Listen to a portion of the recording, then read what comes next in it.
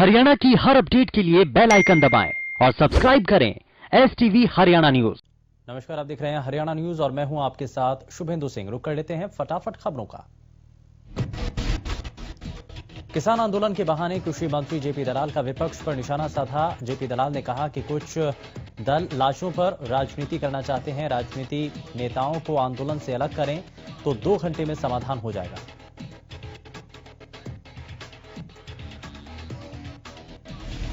सोनीपत में इनेलो को बड़ा झटका लगा। कांग्रेस के राज्यसभा सांसद दीपेंद्र हुड्डा की मौजूदगी में इनेलो के जिला अध्यक्ष सुरेंद्र चिकारा और इनेलो से जुड़े कई जिला स्तर के नेता कांग्रेस में शामिल हुए।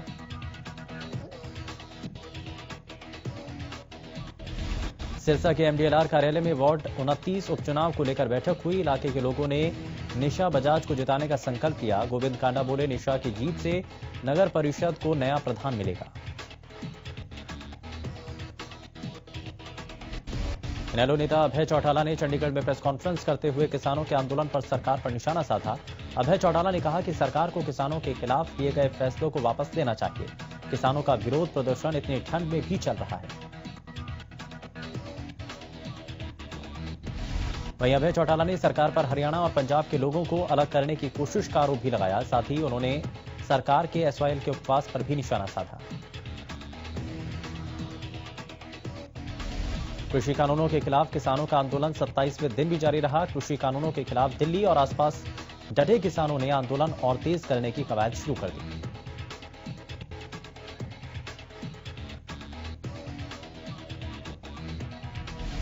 पलवल के NH-19 स्थित गांव अटोहा मोड़ पर चल रहा किसानों का धरना 20वें दिन भी जारी रहा। धरने पर चल रही किसानों की 24 घंटे की सांकेतिक भूख हड़ताल में दूसरे दिन भी 11 किसान भूख हड़ताल पर बैठे हैं।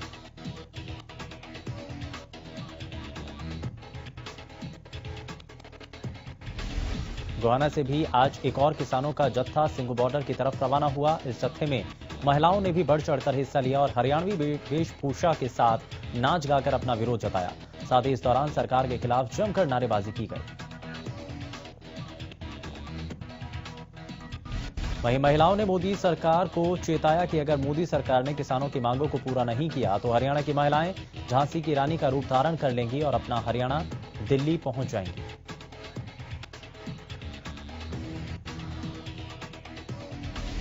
वहीं भारतीय किसान यूनियन के प्रदेश उपाध्यक्ष सत्यवान नरवाल ने कहा कि सरकार किसानों के मुद्दों को भटकाने के लिए SYL के मुद्दे पर जोर दे रही है और कहा कि हरियाणा और पंजाब के किसान अब समझ चुके हैं और SYL मुद्दे को किसान आंदोलन के बाद आपस में बैठकर सुलझा लेंगे। 3 कृषि कानूनों को लेकर किसानों का प्रदर्शन 27वें दिन में प्रवेश कर गया। किसान दिन प्रतिदिन प्रदर्शन और तेज करते जा रहे हैं। रतिया में किसानों ने जहां कल रिलायंस के पेट्रोल पंप को बंद कर अनिश्चितकालीन धरना दिया था, वहीं मंगलवार को भी किसानों ने रिलायंस जियो के मोबाइल टावरों को बंद कर दिया। कई गांवों में किसानों ने टावरों को बंद कर केंद्र सरकार के खिलाफ प्रदर्शन किया। सरकार को चेतावनी दी कि जब तक केंद्र सरकार कृषि कानूनों को रद्द नहीं करती उनका प्रदर्शन बढ़ता जाएगा।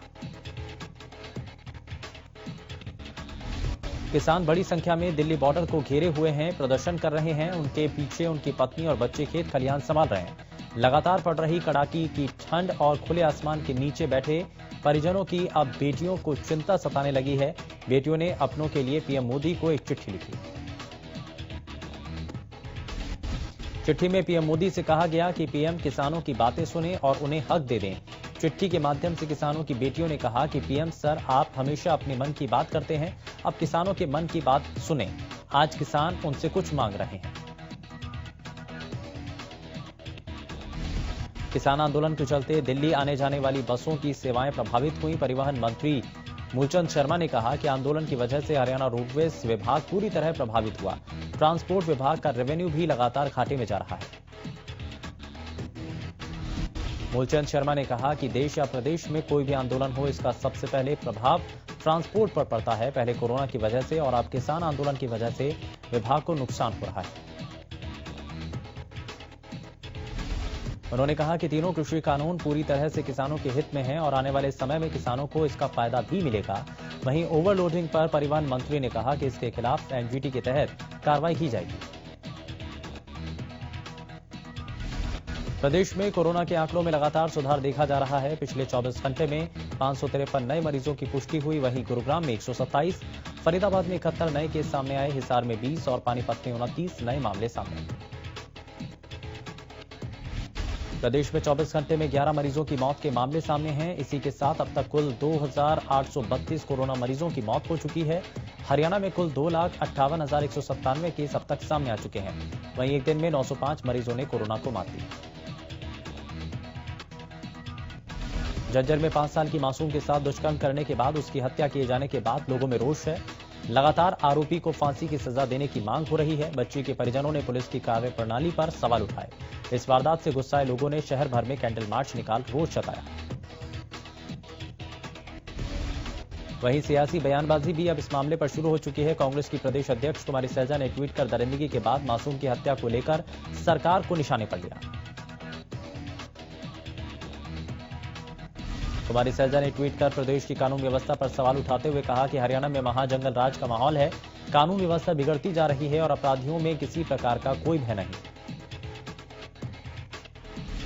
अंबाला के जिला उपायुक्त कार्यालय के बाहर कई महीनों से वेतन नहीं मिलने पर आंगनवाड़ी वर्कर्स ने धरना प्रदर्शन किया। आंगनवाड़ी वर्कर्स का कहना है कि वेतन नहीं मिलने से घरों के खर्चे तक निकाल पाना मुश्किल हो रहा है, लेकिन प्रशासनिक अधिकारी आश्वासन देकर बाद में भूल जाते हैं। फरीदाबाद में चाइल्ड हेल्पलाइन की टीम और स्टेट क्राइम की टीम ने एक संयुक्त ऑपरेशन चलाया।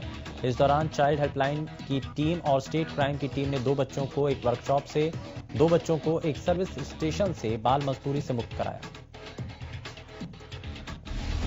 चाइल्ड हेल्पलाइन की टीम को 1098 पर सूचना मिली, जिसके बाद टीम के साथ मिलकर यह ऑपरेशन चलाया गया। चाइल्ड हेल्पलाइन टीम के अधिकारी ने बताया कि आरोपी मालिकों के खिलाफ जेजे एक्ट के तहत कार्रवाई भी आगे की जाएगी। कैथल के गांव पियोदा के सतबीर गिल युवा किसान युवाओं के लिए प्रेरणा स्रोत हैं। सतबीर गिल अपने गांव पियोदा में जैविक अमरूद, नींबू, बेर, किन्नू, संतरा आदि की बागवानी कर रहे हैं और अच्छा मुनाफा भी कमा रहे हैं। उन्होंने बताया कि बागवानी में ज्यादा मेहनत नहीं होती। जो युवा खेतीबाड़ी से दूर जा रहे हैं, अपनी जमीनों को ठेके पर दे रहे हैं, इससे अच्छा है कि वो अच्छे फल फ्रूट की बागवानी करें। प्रशासन की ओर से सतबीर गिल को कई बार सम्मानित भी किया जा चुका है। सतबीर गिल के बाग के अमरूद पूरे हरियाणा में प्रसिद्ध हैं और इनकी मिठास के कारण ही खरीदार इनके बागों में लेने के लिए पहुंच जाते हैं। यमुनानगर में किसान ऑर्गेनिक खेती करके डबल मुनाफा कमा रहे हैं। ऑर्गेनिक खेती से जहां फसलों में पत्ते मजबूत होने से कीड़ा कम लगता है, वहीं बाजार में भाव भी अच्छे मिलते हैं, जिसके चलते किसान ऑर्गेनिक खेती की तरफ अपना रुख कर रहे हैं। फतेहाबाद के गांव अहरवा के नजदीक डिस्ट्रीब्यूटर नहर में दरार आने से सैकड़ों एकड़ फसल जलमग्न हो गई। बताया जा रहा है कि नहर में तड़के 3 बजे अचानक बड़ी दरार आ गई और नहर से पानी खेतों की तरफ बढ़ने लगा। किसान जब उठे तो सैकड़ों एकड़ गेहूं की खेत पानी से लबालब भरे हुए थे। पानी के बहाव को देखते हुए किसानों ने नहर के पानी को रोकने की कोशिश की, लेकिन तेज बहाव के आगे उनकी सभी कोशिशें नाकाम नजर आईं। सूचना मिलने पर प्रशासन की ओर से मदद के लिए टीम भेजी गई।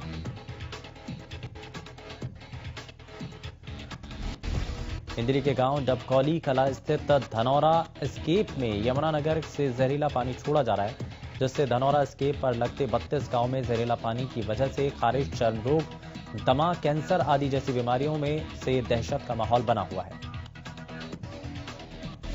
मंगलवार को ग्रामीणों ने सरकार और इंदिरी के विधायक रामकुमार कश्यप के खिलाफ नारेबाजी की। धनौरा स्केप में छोड़ा गया फैक्ट्रियों का गंदा पानी ग्रामीणों के लिए जी का जंजाल बना हुआ है, लेकिन बावजूद इसके प्रशासन की तरफ से कोई भी संभव प्रयास नहीं किया जा रहा। पानीपत में बीते दिनों एक शराब ठेकेदार की हत्या के मामले में पुलिस को कई अहम सुराग हाथ लगे। इस मामले में पुलिस को सीसीटीवी फुटेज बरामद हुई, जिसमें साफ तौर पर पूरी वारदात कैद है। अब इस मामले में पुलिस सीसीटीवी के आधार पर जांच कर रही है। आपको बता दें कि 19 दिसंबर को पानीपत के नूरवाला क्षेत्र में कुछ बदमाश शराब का ठेका चलाने वाले अजीत को मारने के लिए गए और इस बीच क्रॉस फायरिंग के दौरान एक बदमाश की मौत हो गई, जबकि 3 बदमाश मौके से फरार हो गए थे। फिलहाल पुलिस पूरे मामले की गहनता के साथ जांच कर रही है। बल्लभगढ़ के सेक्टर 3 में शिवा मेडिकल स्टोर पर स्वास्थ्य विभाग की टीम ने छापेमारी की। इस दौरान मेडिकल स्टोर के मालिक को एक महिला को गर्भपात की दवाई देते हुए विभाग की टीम ने रखे हाथों पकड़ लिया। आपको बता दें कि स्वास्थ्य विभाग की टीम को काफी लंबे समय से मेडिकल स्टोर के खिलाफ गर्भपात की दवाइयां देने की शिकायत मिल रही थी। इसी के चलते स्वास्थ्य विभाग की टीम ने पहले टीम का गठन किया और उसके बाद मेडिकल स्टोर के मालिक को रंगे हाथों गर्भपात की दवाइयां देते हुए पकड़ लिया। स्वास्थ्य विभाग की टीम ने मेडिकल स्टोर मालिक के खिलाफ स्टिंग ऑपरेशन किया, जिसमें स्वास्थ्य विभाग की टीम ने एक महिला को गर्भपात की दवाई लेने के लिए मेडिकल स्टोर पर भेजा और उसके बाद जैसे ही मेडिकल स्टोर मालिक ने महिला को गर्भपात की दवाई दी, वैसे ही स्वास्थ्य विभाग की टीम के अधिकारियों ने स्टोर मालिक को रंगे हाथों पकड़ लिया। अंबाला की सेंट्रल जेल एक बार फिर से सुर्खियों में है। जेल में तलाशी के दौरान नशीला पदार्थ और 10 मोबाइल फोन बरामद हुए। हैरत की बात तो यह है कि इस मामले में जेल के ही कर्मचारी की संलिप्तता पाई गई है।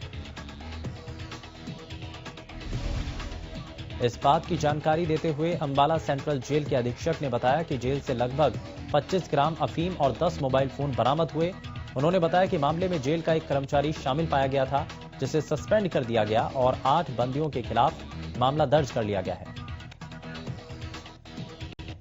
फतेहाबाद में आपसी विवाद को लेकर युवक को पीट कर अधमरा करने का मामला सामने आया। युवक की सरेआम पिटाई का वीडियो सामने आया। बताया जा रहा है कि यह मारपीट का वीडियो 2 दिन पहले का है। वीडियो में देखा जा सकता है कि कैसे कुछ युवकों ने आपसी विवाद को लेकर युवक को डंडों से पीटकर अधमरा कर दिया। घायल युवक को गंभीर हालत में फतेहाबाद के नागरिक अस्पताल में भर्ती करवाया गया।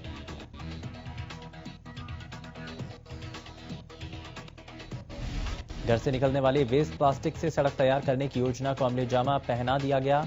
5 लाख का टेंडर ओपन कर एजेंसी को काम दे दिया गया। ये एजेंसी भिवानी के अलावा नारनौल, चरखी दादरी, सिरसा, हिसार, फतेहाबाद में सरकारी एजेंसियों के माध्यम से प्लास्टिक की खरीद करेगी और उसको 37 का रेट दिया गया है। सभी जिलों से करीबन 142 मैट्रिक टन प्लास्टिक उठाया जाएगा। ये समय समय पर पीडब्ल्यूडी को दिया जाएगा। पीडब्ल्यूडी की ओर से प्रदेश में सड़क निर्माण कार्य किया जाएगा। सड़क के अंदर प्रयोग होने वाली तारकोल में ही प्लास्टिक को गलाने की योजना भी है।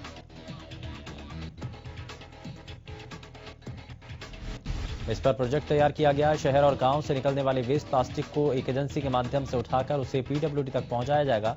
7 जिलों में यह काम शुरू कर दिया गया है और ये एजेंसी जल्द काम शुरू करेगी।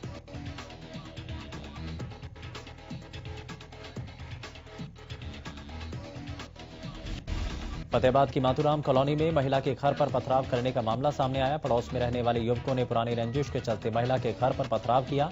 घटना देर रात की बताई जा रही है। महिला के परिवार के लोगों ने पथराव करते युवकों की वीडियो बनाई। महिला ने बताया कि पुरानी रंजिश के चलते उसके पड़ोस में रहने वाले युवकों ने देर रात घर के बाहर पथराव किया। घर के बाहर युवकों के द्वारा ईंटें बरसाई गईं। इस मामले में पुलिस को शिकायत दी गई। पुलिस द्वारा मामले में बयान दर्ज कर आगामी कार्रवाई शुरू कर दी गई है। फतेहाबाद के वन्य जीव संरक्षित क्षेत्र गांव धांगड़ में एमपी रोही रोड पर खेतों में एक मादा नीलगाय को गोली मारकर शिकार करने की लाइव तस्वीरें सामने आई। नीलगाय को शिकारी द्वारा सिर में गोली मारी गई।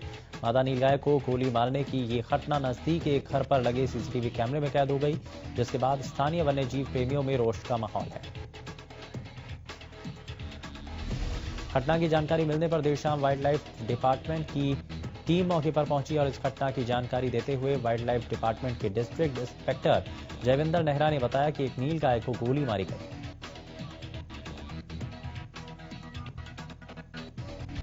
घटनास्थल पर जाकर जांच की गई तो मादा नीलगाय के सिर में गोली लगी हुई पाई गई।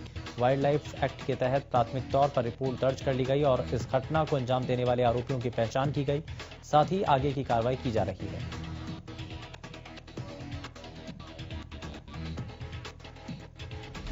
दक्षिण हरियाणा बिजली वितरण निगम की ओर से बिल न भरने वाले लोगों पर शिकंजा कसना शुरू कर दिया गया, जिसके चलते लोगों के कनेक्शन विभाग द्वारा काटे जा रहे हैं। एसडीओ अमित कुमार ने बताया कि जिन लोगों के बिजली के बिल में कोई दिक्कत है वो किसी भी समय कार्यालय में आकर बिल ठीक करवाने के बाद भुगतान कर सकते हैं।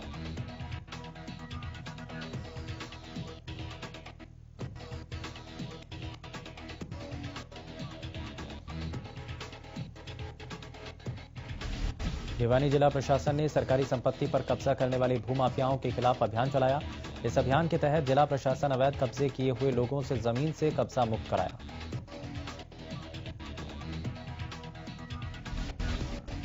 सीआईए पुलिस ने 15,000 क्विंटल गेहूं घोटाले मामले में 3 डिपो होल्डर को गिरफ्तार किया। मामले की जांच डीएसपी आर्यन चौधरी के नेतृत्व में सिरसा पुलिस की एसआईटी कर रही है। इस मामले में पहले खाद्य आपूर्ति विभाग के 6 अधिकारियों को भी गिरफ्तार किया जा चुका है।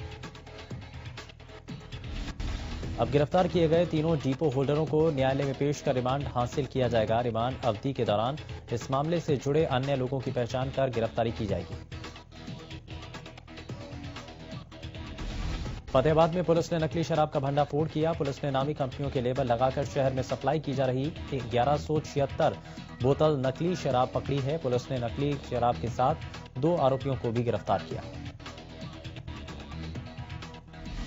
दोनों शराब तस्कर नकली शराब पर नामी कंपनियों के लेबल लगाकर इलाके में सप्लाई कर रहे थे। फिलहाल पुलिस ने दोनों शराब तस्करों के खिलाफ धोखाधड़ी और एक्साइज एक्ट के तहत केस दर्ज कर लिया।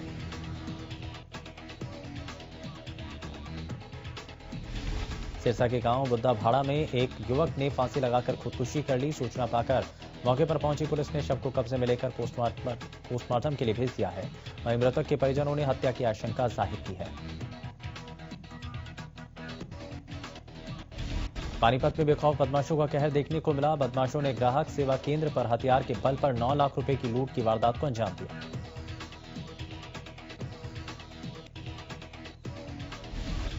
फिलहाल के लिए बस उतना ही। नमस्कार।